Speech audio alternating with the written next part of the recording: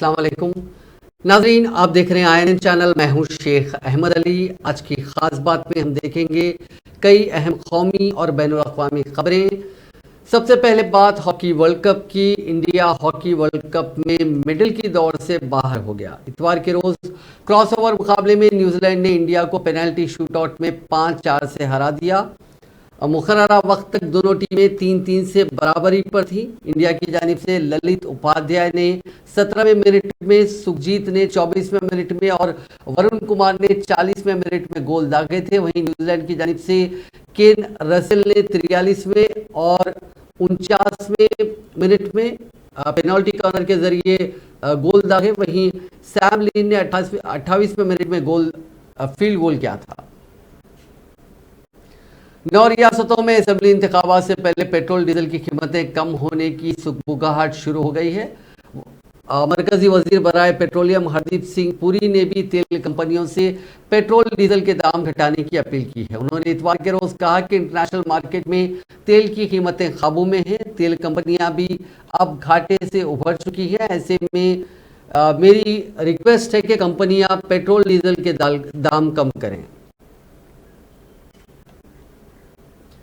मरकजी वज़ीर दिफा राजनाथ सिंह ने बिना नाम लिए कांग्रेस कायद राहुल गांधी पर हमला बोला। उन्होंने कहा कि तवांग में चीन को हमारी फौज ने खदेड़ा है, लेकिन फौज पर सवाल उठाना कांग्रेस की फितरत है। मध्य प्रदेश में एक जलसे से खिताब करते हुए राजनाथ सिंह ने कहा कि भारत जोड़ो यात्रा के नाम पर राहुल गांधी मुल्क में नफरत फैला रहे हैं। मां का लाल खदान के आवंटन के मामले में भ्रष्टाचार करने की हिम्मत नहीं कर सकता है। बहनों भाइयों, ऐसी सरकार बनी है। जहां तक सड़कों के निर्माण का प्रश्न है, पहले बामुश्किल इस देश में प्रतिदिन 3 किलोमीटर, 4 किलोमीटर, 6 किलोमीटर सड़कों का निर्माण होता था। आज जब से हम लोगों की सरकार मोदी जी के नेतृत्व में बनी है, बहनों भाइयों, हिंदुस्तान में प्रतिदिन 37 किलोमीटर सड़कों का निर्माण हो रहा है। यह करिश्मा यदि कोई सरकार कर सकती है तो भारतीय जनता पार्टी की ही सरकार कर सकती है। कई ऐसी योजनाएं, मोबाइल का जहां तक सवाल है, बहनों भाइयों, मोबाइल 2014 में 92%, 100 में 92 मोबाइल दुनिया के दूसरे देशों से भारत में आते थे। लेकिन आपको जानकर खुशी होगी, आप जो मोबाइल का प्रयोग करते हैं उसमें 97% मोबाइल कहीं बनते हैं तो भारत की धरती पर बनते हैं, भारतवासियों के हाथों से बनते हैं। बहनों भाइयों, यह करिश्मा यहां पर हुआ है। कार बनाने के मामले में, कार मैन्युफैक्चरिंग के मामले में जो भारत दुनिया में बहुत कुछ पीछे था, जापान जिसमें आगे माना जाता था, जापान को भी पछाड़कर आज भारत दुनिया के 3 देशों में आकर खड़ा हो गया है यहां पर की सबसे अधिक कार का निर्माण होता है। स्टील बनाने के मामले में भी हमारा यह भारत दुनिया के दूसरे नंबर पर आकर खड़ा हो गया है। और डिफेंस मिनिस्ट्री, रक्षा मंत्रालय का जहां तक सवाल है, मेरे बहनों भाइयों, पहले हमको हथियार, गोले, बारूद, मिसाइल, बंदूक, यह सब मेरी हमको मंगाने होते थे। पैटर्न टैंक हम दुनिया के दूसरे देशों से उसे हम आयात करते थे, उसे मंगाते थे। लेकिन अब हम लोगों ने फैसला किया है कि अब दुनिया के दूसरे देशों से यह सब सामान आयात नहीं करेंगे, बल्कि सारे यह रक्षा से जुड़े हुए हथियार, मिसाइल, बम, गोले, एमिनिशन भारत की धरती पर बनेंगे और भारतवासियों के हाथों से बनेंगे और सारी दुनिया के लिए भी बनेंगे। रक्षा के मामले में भी हम भारत को आत्मनिर्भर बनाना चाहते हैं। यह कोई छोटी उपलब्धि नहीं है, यह सब सारे मरकजी हुकूमत बनाम सुप्रीम कोर्ट कॉलेजियम तनाज़े में मरकजी वजीर कानून किरेन रिजिजू ने दिल्ली हाई कोर्ट के एक साबिक जज का बयान शेयर किया। जज RS सोडी ने एक यूट्यूब चैनल को दिए गए इंटरव्यू में कहा था कि सुप्रीम कोर्ट ने ऐवान को हाईजैक कर लिया है। सुप्रीम कोर्ट में जनता का चुना हुआ नुमाइंदा हो तो जनता को ही इंसाफ मिलता है। वज़ीर कानून ने इस इंटरव्यू का वीडियो सोशल मीडिया पर शेयर किया। रिजिजू ने सूडी के बयान की तायद करते हुए कहा कि ये एक जज की नेक आवाज़ है, यही सबसे समझदार नजरिया है। मुल्क के ज़्यादा लोगों की यही समझदार राय है। उन्हें भी लगता है कि सुप्रीम कोर्ट में जनता का नुमाइंदा होना चाहिए। सिर्फ वही लोग कॉन्स्टिट्यूशन के प्रोविजंस और लोगों के मफाद को ध्यान में रख सकते हैं जो खुद को ऐवान से ऊपर मानते हैं। भारत जोड़ो यात्रा अपने आखिरी मरहले में है और फिलहाल रियासत जम्मू कश्मीर से होकर गुजर रही है। इतवार यानी 22 जनवरी को राहुल गांधी की क़यादत वाले कारवां ने तकरीबन 22 किलोमीटर का फासला तय किया। यात्रा का आगाज खिते जम्मू के जिले कठुआ से हुआ और उसके बाद ये जिले सांबा में दाखिल हो गई। सांबा में वक्फे के दौरान पार्टी के जनरल सेक्रेटरी और कांग्रेस पार्टी के रियासती यूनिट के अहदेदारों ने प्रेस कॉन्फ्रेंस खिताब किया और यात्रा के बारे में मालूमात फराहम की। कांग्रेस के जनरल सेक्रेटरी इंचार्ज शोबे मौसलात जयराम रमेश ने इत्तला देते हुए कहा कि दोपहर में यात्रा आगे नहीं बढ़ेगी। कल यानी पीर के रोज यात्रा तकरीबन 22 किलोमीटर का फासला तय करेगी और उसके बाद राहुल गांधी प्रेस कॉन्फ्रेंस से खिताब करेंगे। उन्होंने कहा कि भारत जोड़ो यात्रा को लेकर लोगों में बहुत ज्यादा रुझान है। इसके बावजूद के मुतादिद लोगों को सिक्योरिटी फोर्सेस ने आगे आने नहीं दिया, हालांकि लोगों ने इसमें बढ़ चढ़कर हिस्सा लिया। इस देश ने दी आवाज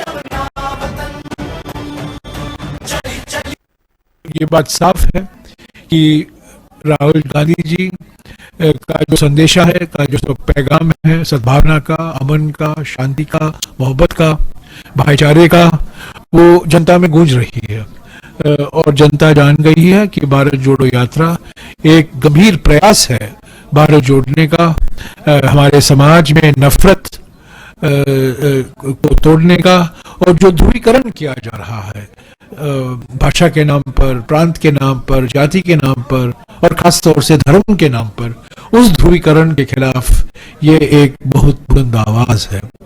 तो बीजेपी भौखलाई हुई है। कल जम्मू के नेता ने एक प्रमुख अखबार में एक आर्टिकल भी छपा है उनका कि उन्होंने भारत जोड़ो यात्रा की आलोचना की है। उसका जवाब उसी अखबार में आज हमने दिया है। हमारे दो साथी अमिताभ दुबे और सलमान सोज का आर्टिकल छपा है और ये नेता जो मंत्रिमंडल में एक मिनिस्टर भी हैं, उन्होंने घबराए हुए हैं, भौखलाए हुए हैं, परेशानी में हैं, क्योंकि 128 दिन के बाद वो उठ गए हैं और वो भारत जोड़ो यात्रा का जिक्र कर रहे हैं। 128 दिन के लिए वो सो रहे थे, पर 128वां दिन जब आया और उन्होंने देखा कि खास तौर से जम्मू और कश्मीर में भारत जोड़ो यात्रा को इतना स्वागत मिल रहा है, यहीं के जो सांसद हैं और जो मंत्रिमंडल है, प्राइम मिनिस्टर्स ऑफिस में भी मंत्री हैं, उन्होंने भारत जोड़ो यात्रा की आलोचना करने की कोशिश की है। पर मैं समझता हूं जो उन्होंने जनता के सामने रखा है बिल्कुल बेबुनियाद है। आर्थिक विषमताओं के बारे में उन्होंने कुछ कहा नहीं है, सामाजिक ध्रुवीकरण के बारे में उन्होंने कुछ नहीं कहा, और आज हमारे देश में जो एक अनडिक्लेयर्ड इमरजेंसी है, जो पॉलिटिकल तानाशाही है, सेंसरशिप है, आप जानते हैं किसका मैं जिक्र कर रहा हूं। पिछले 24 घंटे में आपने देखा है किस तरीके से मीडिया पर कांग्रेस अर्जुमान गौरव वल्लभ ने मरकज की बीजेपी हुकूमत पर हमला बोला है। उन्होंने कहा कि मुल्क में जीडीपी से भी 20% ज्यादा खर्च क्यों लिया जा रहा है। कांग्रेस हेडक्वार्टर्स पर एक प्रेस कॉन्फ्रेंस से खिताब करते हुए कांग्रेस तर्जुमान ने सवाल किया कि खर्च का फायदा आम लोगों को क्यों नहीं मिल रहा है। मुल्क पर 3.25 गुना खर्च बढ़ गया है। आज़ादी से 2014 तक 55 लाख करोड़ रुपए खर्च था, लेकिन 2014 के बाद अब तक 155 लाख करोड़ कैसे हो गया। का कर्ज है जो हमने नहीं लिया है, आपने नहीं लिया 1,09,000 का, हमारे बिहाफ पर भारत सरकार ने हमारे ऊपर 1,09,000 रुपए का कर्ज चढ़ाया हुआ है प्रति हिंदुस्तानी पर। पहले कितना था, कितना 9 साल में बढ़ा है, सारे का आंकड़ा लेके आया हूं आपके और मेरे और कोई भी विवेकशील व्यक्ति के मन में ये जरूर आएगा कि भाई कर्ज लिया है तो आर्थिक विकास के कार्यों में लग रहा होगा, पर ये कर्ज आपके मेरे ऊपर 1,09,000 रुपए का कर्ज तो है, पर इस कर्ज का फायदा हमें नहीं मिल रहा, क्योंकि जो ग्रोथ मॉडल है देश का वो के शेप्ड रिकवरी मॉडल है। के अंग्रेजी में जो शब्द है ना, के मतलब हम जो ग्रो कर रहे थे नोटबंदी के बाद नीचे आए, गलत तरीके से जीएसटी लगाने से और नीचे आए, तालाबंदी के बाद फिर और नीचे आए, पर फिर जो बढ़े वो सिर्फ वो लोग बढ़े जिनकी डिटेल्स अभी 4-5 दिन पहले ऑक्सफॉर्म की रिपोर्ट में आया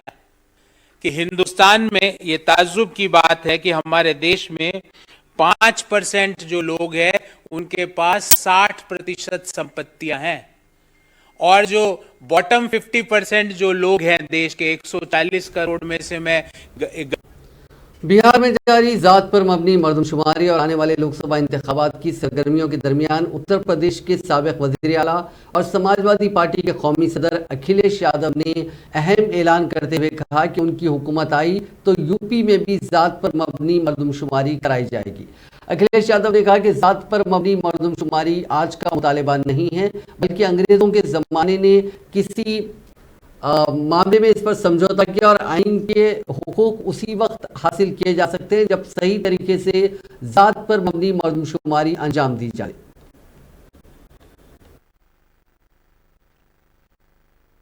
लोहिया पार्क में भी आते हैं। बीजेपी के पास कोई पार्क नहीं है, उन्हें जब ऑक्सीजन की जरूरत पड़ती है तो वो लोहिया पार्क या छोटे लोहिया पार्क आते हैं।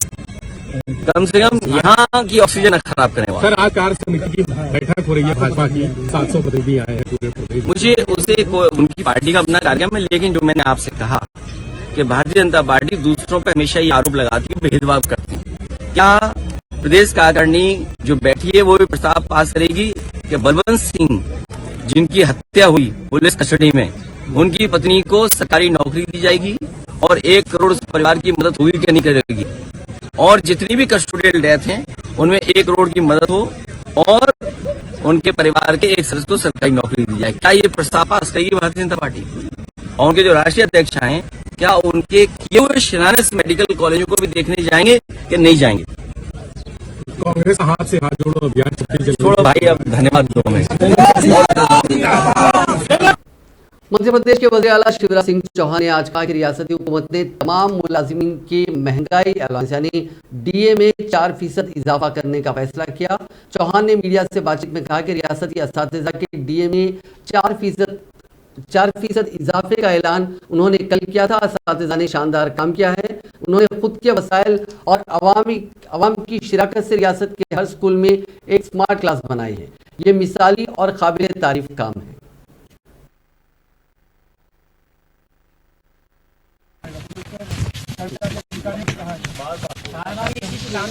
ये उनकी कुंठा बोल रही है। मुझे लगता है कि कभी वो खुद को भावी मुख्यमंत्री बताते हैं, कभी भविष्य वक्ता हो जाते हैं, पंचांग पढ़ने लगते हैं। एक कुंठित व्यक्ति ही ऐसी भाषा बोल सकता है, देख लूंगा, निपटा दूंगा, पीस दूंगा। कल के बाद परसों आता है। कमलनाथ जी, आप बुजुर्ग नेता हैं, कम से कम संयम का परिचय कर दीजिए। अब गली में खड़ा कोई कार्यकर्ता ऐसी भाषा बोल दे तो ठीक लगता है, नहीं तो मैं देख लूंगा, मैं निपटा दूंगा, मैं ये कर दूंगा। ये कोई सीजन नेता बोलता है क्या? उनका वचन पत्र ढोंग पत्र है। आजकल वो रोज एक ट्वीट कर देते हैं, कर्जा माफ, सबको रोजगार। उनके वचन पत्र के वादे उन्हें पूरे नहीं किए, और फिर अब ढोंग कर रहे हैं।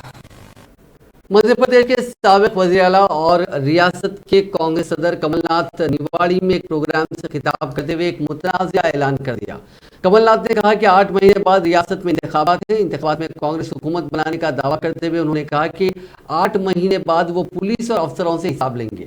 दरअसल कमलनाथ ने पुलिस और ओहदेदारों को शिवराज सिंह हुकूमत और बीजेपी के लोगों की तरफदारी करने का इल्जाम लगाया। कांग्रेस पार्टी बीजेपी पर नौकरशाही और ओहदेदारों के सियासी इस्तेमाल का इल्जाम लगाती रही है।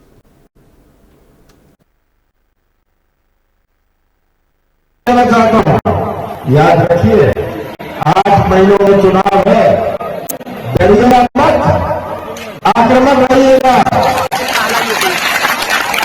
अधिकारी और पुलिस को कह दीजिएगा 8 महीने में हम आपसे हिसाब लेंगे। और सब कर्मचारी और पुलिस के लोग सब सुन ले, कान खोल के सुन ले कि अच्छा हिसाब उनका लिया जाएगा।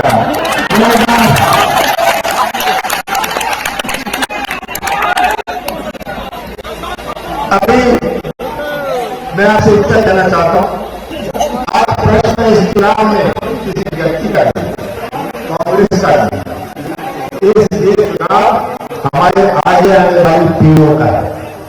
जैसा भविष्य आप चाहूंगा चाहते हैं आगे आने वाली पीढ़ियों, आज किस प्रकार का हमारे संविधान पर आक्रमण हो रहा है, जैसे हमारी संस्कृति, देश की संस्कृति जो छोटी सी संस्कृति है, ये देश की संस्कृति हमारे कार्य है। आप सबको इस दिल्ली के सरकारी स्कूलों के टीचर्स को ट्रेनिंग के लिए फिनलैंड भेजने को लेकर आम आदमी पार्टी की हुकूमत और एलजी विनय कुमार सक्सेना के बीच टकराव जारी है। इसी बीच आज वजीर आला अरविंद केजरीवाल, वजीर तालीम मनीष सिसोदिया और दीगर कायदीन ने दिल्ली के त्यागराज स्टेडियम में फॉरेन से ट्रेनिंग लेकर लौटे टीचर से बातचीत की, जिसके बारे में बताते हुए केजरीवाल ने ट्वीट करके कहा कि दिल्ली सरकार की जानिब से फिनलैंड, सिंगापुर और कैम्ब्रिज ट्रेनिंग में भेजे गए टीचर्स से आज मिला और उनसे बात की। उन्होंने अपने तजुर्बे शेयर किए और बताया कि कैसे वो वहां से सीख कर आते हैं और फिर यहाँ उसे इम्प्लीमेंट करते हैं। दिल्ली की तालीम में कमाल इन्हीं टीचर्स ने करके दिखाया है। इन लोगों की ट्रेनिंग का है, ये ट्रेनिंग जब करके आए तो ये बहुत मोटिवेट होके आए, कॉन्फिडेंस के साथ आए, नए नए आइडियाज पूरी दुनिया से लेके आए। और हम लोग चाहते हैं कि दिल्ली के सरकारी स्कूल देश के स्कूलों से नहीं बल्कि दुनिया के स्कूलों के साथ कम्पीट करें। और हम लोग प्रतिबद्ध हैं कि पूरी दुनिया में जहां भी कहीं भी कोई भी एजुकेशन के ऊपर बेस्ट प्रैक्टिसेस होंगी, हम अपने टीचर्स और प्रिंसिपल्स को सीखने के लिए वहां भेजेंगे। आज हमने उनके साथ इंटरेक्शन किया, जो 1400 टीचर्स और प्रिंसिपल्स गए थे, अभी तक ट्रेनिंग करके आए हैं, उनके एक्सपीरियंसेस सुने, बहुत अच्छे एक्सपीरियंसेस थे उनके। अब ये पूरी एक्सरसाइज पंजाब में भी शुरू हो चुकी है। पंजाब के 36 टीचर्स और प्रिंसिपल्स जो हैं सिंगापुर जा रहे हैं ट्रेनिंग के लिए।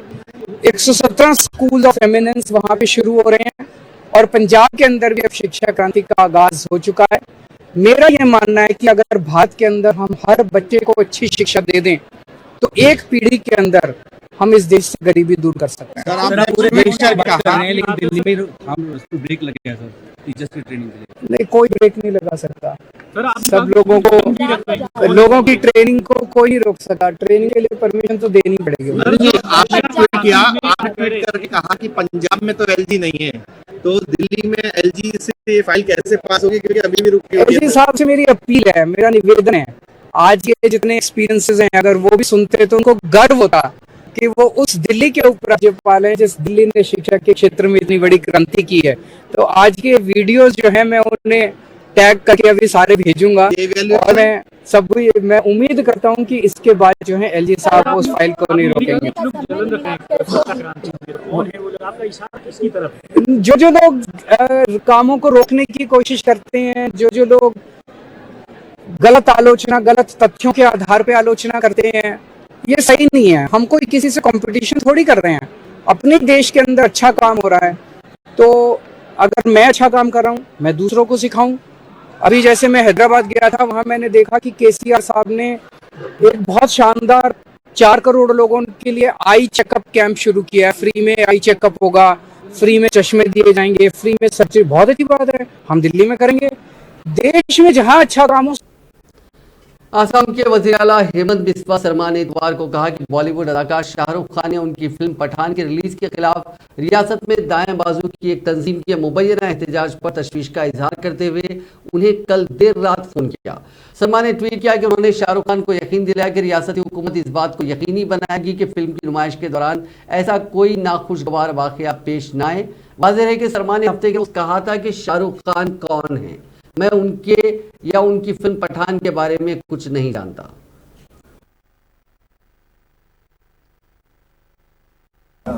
বয়কট ট্রেন্ড আরম্ভ হয়েছে সমগ্র দেশ জুড়ে শাহরুখ খানের সিনেমা পাঠান যদি এখন শাহরুখ খান কোন শাহরুখ খান সুপারস্টার আমি কিয় চিন্তা কৰো আমাৰ ইয়াত কত শাহৰুখ খান আছে হয় নে?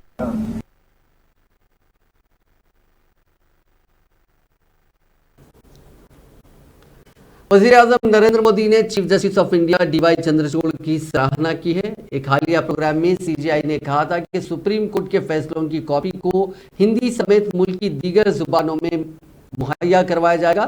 इसे लेकर पीएम मोदी ने कहा कि यह बहुत अच्छा फैसला है, बहुत अच्छा ख्याल है, जिससे खास तौर पर नौजवान समेत कई लोगों को मदद मिलेगी।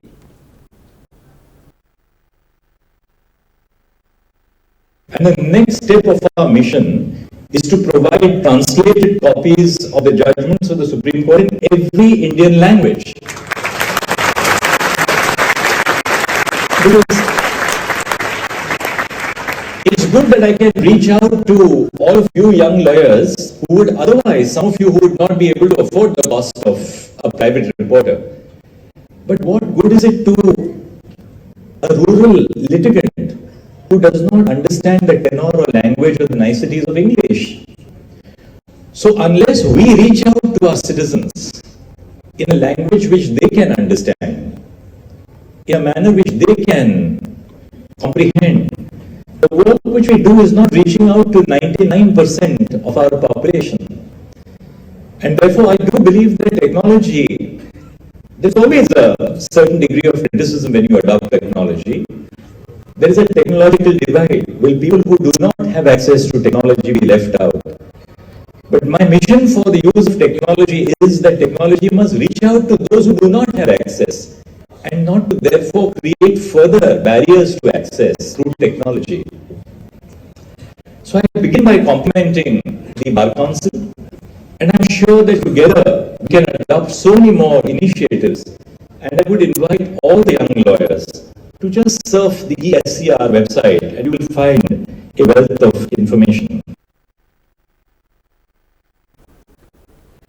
उत्तराखंड के जोशीमठ में पिछले दिनों हुई बर्फबारी ने इंतजामिया और लोगों की मुश्किलें और बढ़ा दी हैं। अब तक जुमला 863 घरों में दरारें मिली हैं, जबकि 181 घरों को गैर महफूज करार दिया गया है। उत्तराखंड हुकूमत ने अब तक 242 खानदानों को 3 करोड़ 62 लाख रुपए की रिलीफ की रकम बांटी है। रियासत के डिजास्टर मैनेजमेंट के सेक्रेटरी डॉक्टर राजीव सिन्हा ने रियासती हुकूमत के राहत बचाव और रिहैबिलिटेशन के बारे में बताया और कहा कि जोशीमठ में 2919 लोगों की कैपेसिटी वाले 650 कमरे और पीपल कोटी में 2205 लोगों की कैपेसिटी वाले 491 कमरे हैं। इन दोनों जगहों को लोगों के लिए रखा गया है। अब तक जोशीमठ से 274 खानदानों को टेम्पररी तौर पर रिहैबिलिटेट किया गया है, यानी बाकी जो अरकान वहाँ जिनका रिहैबिलिटेशन होना है उनकी तादाद 921 है। बिहार में एसटीईटी उम्मीदवारों बिहार में एसटीईटी उम्मीदवारों में आज वजीर तालीम के खिलाफ जमकर मुजाहरा किया। मायूस उम्मीदवार आज दोपहर भैंस लेकर आरजेडी हेडक्वार्टर्स पहुंचे और वहां उन्होंने वजीर तालीम के खिलाफ जमकर मुजाहरा किया। बिहार सरकार होश में आओ, होश में आओ, होश में आओ, शिक्षा मंत्री होश में आओ, होश में आओ, होश में आओ,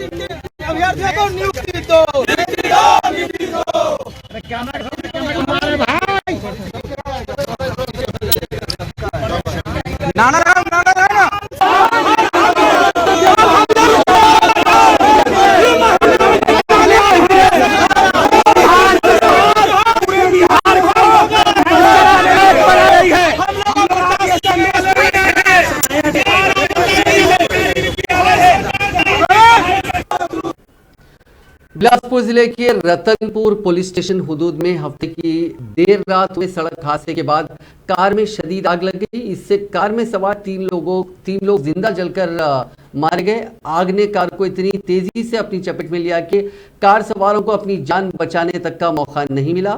तीन वहां से ढांचे कार से बरामद हुए हैं। मरने वालों में 2 नौजवान और एक लड़की शामिल है, जबकि एक नौजवान का ढांचा नहीं मिला है। मरने वालों में एक की पहचान शाहनवाज खान के तौर पर हुई, जो रिपोर्टर के तौर पर काम करता है, एज ए सहाफ़ी काम करता है। वहीं दूसरे मरने वाले का नाम अभिषेक कुर्रे था। चारों बिलासपुर से रतनपुर की जानिब घूमने के लिए निकले थे, तभी खैरा गांव और पुड़ी के बीच वाक़े देसी मसाला दुकान के पास यह हादसा पेश आया। सोशल मीडिया पर अनोखे चोरी का एक वीडियो वायरल हो रहा है। वीडियो गुजरात का बताया जा रहा है। वीडियो में 2 खवातीन एक ज्वेलरी शॉप में अपने बच्चे को लेकर दाखिल होती हैं। जेवर देखने का नाटक करने के दौरान दुकानदार का ध्यान दूसरी तरफ करके लाखों के जेवर गायब कर देती हैं। खवातीन की यह हरकत दुकान में लगे सीसीटीवी कैमरे में कैद हो गई।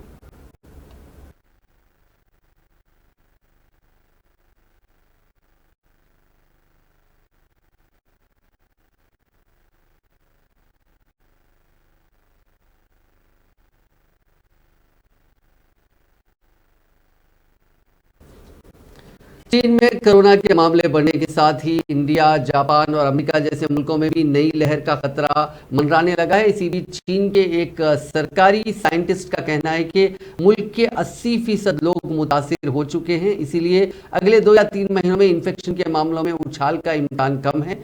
Centre for disease control and prevention के चीफ एपिडेमोलॉजिस्ट वू जुन्यू ने कहा कि लूनर न्यू ईयर के मौके पर लोगों का आना जाना लगा रहेगा। इससे इन्फेक्शन फैलेगा भी, लेकिन कोरोना की नई वेव आने का इम्कान काफी कम है। अमेरिका के कैलिफोर्निया में हफ्ते की देर रात मास शूटिंग का वाकया पेश आया। इसमें कई लोगों के मारे जाने का अंदेशा है। रिपोर्ट्स के मुताबिक चीनी न्यू ईयर सेलिब्रेशन के दौरान रात 3:30 बजे ये फायरिंग मॉन्टेरी पार्क इलाके में हुई। कुछ खबरों में कहा गया कि 10 लोगों की मौत हो चुकी है और 19 जख्मी हैं। हालांकि पुलिस ने अब तक इस बारे में कोई जानकारी नहीं दी। कुछ सोशल मीडिया अकाउंट्स पर बताया गया कि ये मामला रेसिज्म से जुड़ा है। मकामी लोग और एशियन कम्युनिटी के बीच तशद्दुद का मामला पेश आया। इसमें 17 साल का चीनी ओरिजिन का एक नौजवान भी मारा गया है। अमेरिका के जॉर्जिया रियासत में हफ्ते के रोज एक पुरअमन एहतजाज में तशद्दुद का मामला सामने आया। इस दौरान मुजाहिरीन ने पुलिस की गाड़ियों में आग लगा दी और कई इमारतों की खिड़कियां तोड़ दी। ये लोग पेड़ बचाने के लिए धरने पर बैठे अटलांटा के एक्टिविस्ट मैनुअल तेरान के कत्ल की मुखालिफत कर रहे थे, जिसकी लॉ इन्फोर्समेंट की कार्रवाई में गोली लगने से जान चली गई थी। मुजाहिरे में तशद्दुद करने के इल्जाम में पुलिस ने 6 लोगों को गिरफ्तार कर लिया है।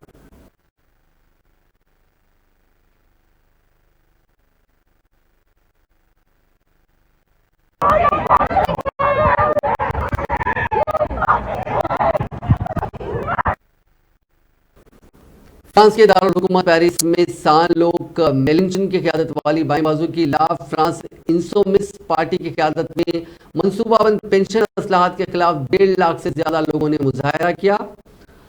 वहीं एक रिपोर्ट में बताया गया कि फ्रांस के दारुल हुकूमत में हफ्ते के रोज होने वाले मुजाहरे में 14,000 अफराद ने शिरकत की। इस एहतजाजी मुजाहरे से मुतालिक कई वीडियोस ट्विटर और दीगर सोशल मीडिया के साइट पर शेयर किए गए हैं। मुजाहिरीन ने कचरे के डिब्बों को यहां आग लगा दी, ट्रैफिक लाइट्स तोड़ दी और पटाखे जलाए। कुछ जुनूनियों ने बैंक की खिड़कियों और एटीएम मशीनों में भी तोड़फोड़ की है।